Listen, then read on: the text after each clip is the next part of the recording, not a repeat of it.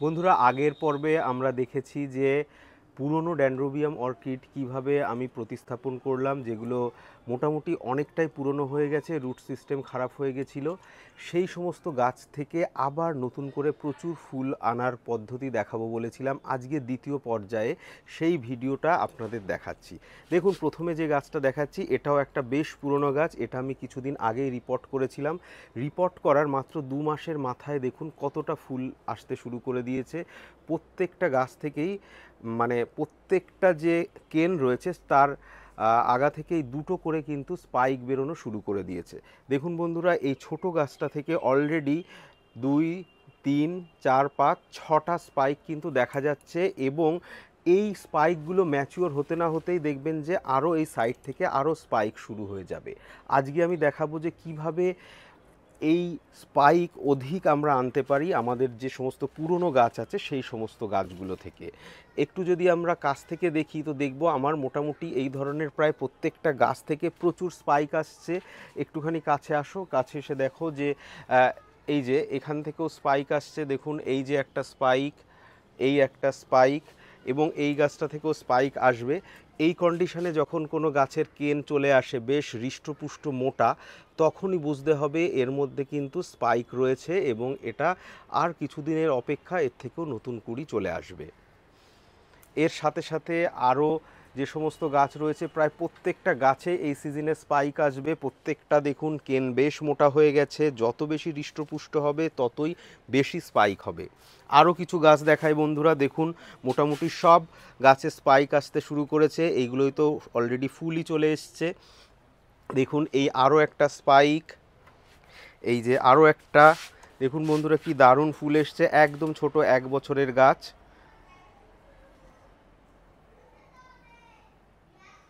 এদিকে যদি চলে আসি, দেখুন প্রত্যেকটা গাছ থেকেই 2-3টে করে স্পাইক। দেখুন বন্ধুরা, এই গাছের মাথা থেকে 2টো স্পাইক, এই যে 2টো স্পাইক দুদিকে পুরো শিংয়ের মতন চলে গেছে। এই যে একটা স্পাইক, এই স্পাইক, এই দেখুন, এইটা দেখুন 2টো করে স্পাইক এসছে, এবং তার পাশে আরও স্পাইক। প্রচুর স্পাইক চলে আসবে। আজকে এই নতুন স্পাইক আনার কৌশলটা আপনাদেরকে একদম ক্লিয়ার করে বুঝিয়ে দেব, এবং বিশেষ করে যাদের কাছে পুরনো গাছ রয়েছে তারা যাতে করে আরও প্রচুর ফুল পেতে পারে সেই পদ্ধতিগুলো আজকের ভিডিওতে সম্পূর্ণভাবে ডিসকাস করব। তবে আমার ভিডিও একটু বড় হয়ে যায় ঠিকই, তবে যদি আপনারা স্কিপ করে দেখেন তাহলে কিন্তু ইম্পর্টেন্ট ইনফরমেশান কখন গায়েব হয়ে যাবে বুঝতে পারবেন না।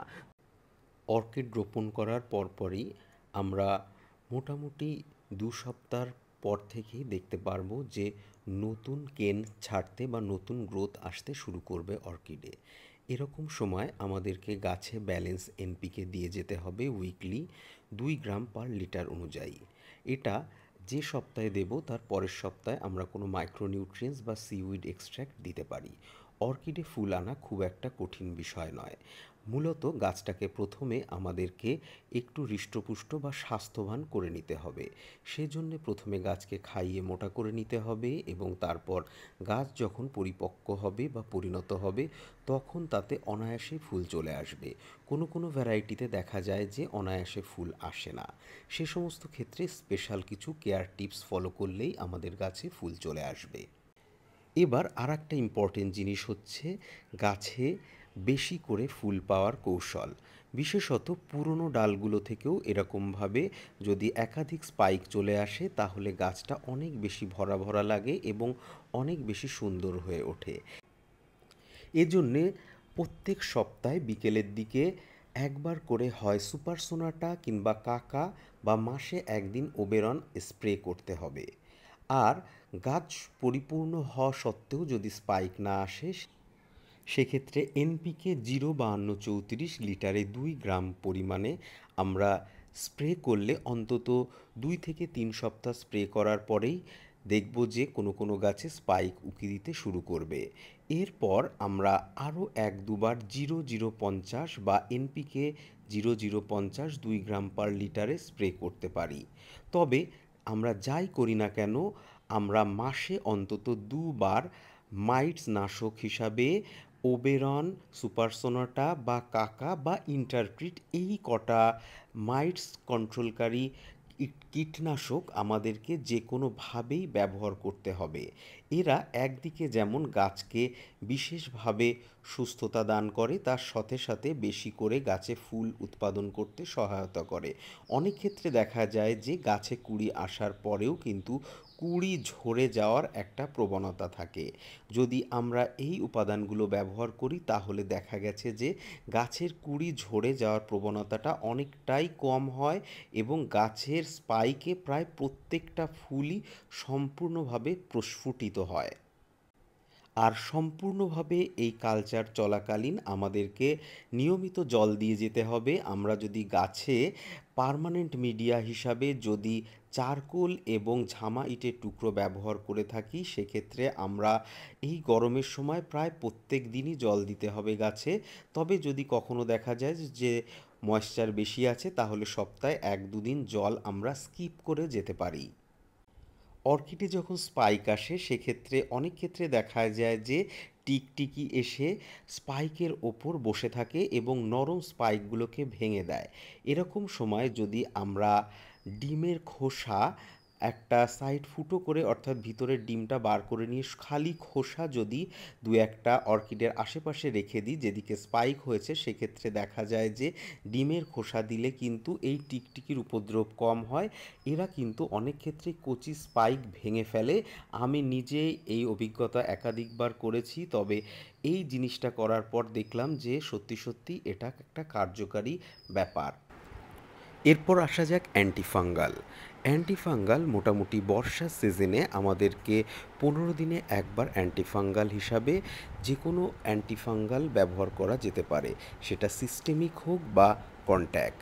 আমরা সিস্টেমিক অ্যান্টিফাঙ্গালই সবথেকে বেশি অর্কিডে ব্যবহার করে থাকি, যেমন ধরুন রিডোমিল গোল্ড এবং তার সাথে সাথে যেমন অ্যামেস্টার টপ বা যে কোনো ধরনের আপনার এলাকায় যদি ভালো কোনো অ্যান্টিফাঙ্গাল পাওয়া যায় সেটাই লো ডোজে ব্যবহার করা যেতে পারে।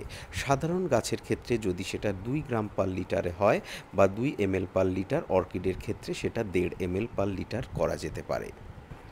এরপর আসি কীটনাশকের ব্যবহার। আমরা কীটনাশক হিসাবে মুখ্যত অর্কিডে যেটা ব্যবহার করা হয় সেটা মাইটস নাশক, যেটা আমি প্রথমেই বলেছি সুপার সোনাটা, কনফিডার, কাকা এই সমস্ত আমরা অল্টারনেটিভলি উইকলি ব্যবহার করতে পারি। কিন্তু শুঁয়োপোকার একটা প্রবণতা দেখা যায় বর্ষাকালে, যেহেতু আমরা ছাদবাগানীদের মধ্যে অনেক ধরনের গাছ রাখার প্রবণতা রয়েছে, সেহেতু অন্যান্য গাছ থেকেও কিন্তু শুঁয়োপোকার ডিম চলে আসতে পারে বা শুঁয়োপোকা এসে অর্কিড হাউসে আপনার বাচ্চা বা ডিম পেড়ে রাখতে পারে। সেখান থেকে হঠাৎ করে একদিনেই কিন্তু এরা কচি পাতা, ডগা, কুঁড়ি খেয়ে শেষ করে দিতে পারে। সেই জন্য বর্ষাকালে অন্তত মাসে একবার কীটনাশক ব্যবহার করতেই হবে। বিশেষত যে সমস্ত কীটনাশক শুঁয়োপোকাকে মেরে ফেলে সেরকম কীটনাশক আমরা অন্তত মাসে একবার ব্যবহার করব। আমি সাধারণত এ ব্যাপারে সাইপারমেথ্রিন ব্যবহার করে থাকি। এ সময় অর্কিডের পরিচর্যার ক্ষেত্রে কিন্তু আরেকটা গুরুত্বপূর্ণ বিষয় হলো অর্কিডের জল দেয়া। অর্কিড এই গরমের সিজনে প্রায় রোজই জল দিতে হয় যদি আমরা চারকোল এবং ঝামা ইটের মধ্যে রোপণ করে থাকি। তবে ধীরে ধীরে যখন টেম্পারেচার কমতে থাকবে অক্টোবর মাসের পর থেকে, তখন সপ্তাহে আমরা 1 দিন বাদে 1 দিন জল দেব এবং তারপর শীত পড়ে গেলে সপ্তাহে 1 থেকে 2 দিনের বেশি জল দেওয়ার দরকার হয় না। গাছ যখন এরকম হৃষ্টপুষ্ট হতে শুরু করবে তখনই কিন্তু গাছে স্পাইক আসতে শুরু করবে। গাছে যখনই স্পাইক চলে আসবে এবং স্পাইকগুলো ধীরে ধীরে বড় হতে থাকবে, তখন সুপার সোনাটা, কাকা, ইন্টারপ্রিট কিন্তু আমাদেরকে রেগুলার স্প্রে করে যেতেই হবে। তবে এই সময় আমরা কোনো রকম এনপিকে আর স্প্রে করব না। গাছে ফুল আসতে শুরু করলে আর বিশেষ করে সার দেওয়ার দরকার হবে না, তখন কিন্তু আমাদেরকে শুধু জলটা এবং ময়েশ্চার ম্যানেজমেন্টটা দরকার এবং মাইটস ইনফেস্টেশন যাতে না হয় সেদিকে নজর রাখতে হবে। তবে মাঝে মধ্যে আমরা মাইক্রোনিউট্রিয়েন্টস হিসাবে সিউইড এক্সট্র্যাক্ট মাসে 1 থেকে 2 বার স্প্রে করতেই পারি। তবে আমরা চাইলে কিন্তু মাসে একবার আমরা হিউমিক অ্যাসিডের জলে কিন্তু এর শিকড়টাকে চুবিয়ে নিতে পারি বা খানিকক্ষণ রেখে আবার তুলে দিতে পারি, কারণ অর্কিডের ক্ষেত্রে অর্কিডের শিকড়টার হেলথ কিন্তু অত্যন্ত প্রয়োজন। আর আমরা যে জল ব্যবহার করব সেই জলটা যদি স্টেন ফ্রি বা আয়রন ফ্রি হয় তাহলে তো খুবই ভালো হয়।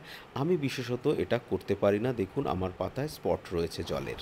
বন্ধুরা, আজকের ভিডিওটা এখানেই শেষ করব। আপনাদের অর্কিড কেমন হচ্ছে অবশ্যই কমেন্ট করে জানাবেন এবং তার ছবি প্ল্যানেট গ্রিন ফেসবুক পেজে অবশ্যই শেয়ার করতে ভুলবেন না।